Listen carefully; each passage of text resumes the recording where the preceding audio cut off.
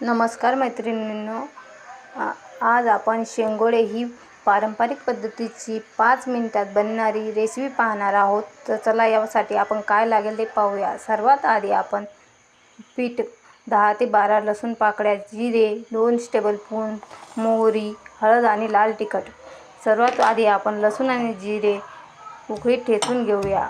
मग पिठामध्ये त्यात लसूण जिऱ्याची पेस्ट, थोडे हळद, लाल तिखट टाकून पाणी घालून घट्ट पीठ मळायचे आणि 5 मिनिटे तसेच राहू द्यायचे। त्यानंतर आपण कढईत थोडेसे तेल टाकून त्यामध्ये मोहरी घालणार आहोत।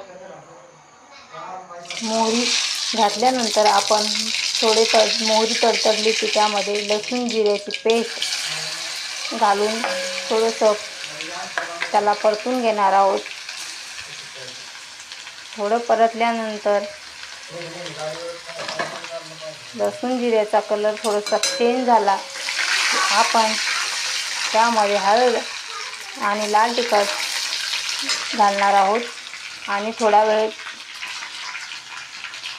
तसंच राहू देणार आहोत।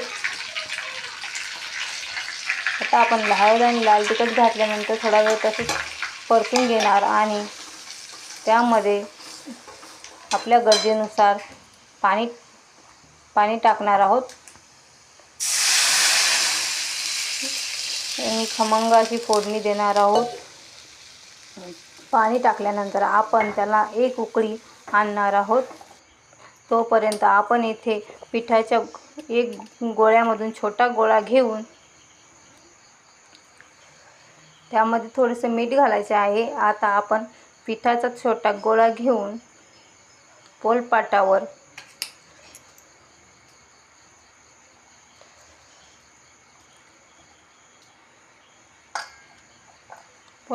त्याचे छोटे छोटे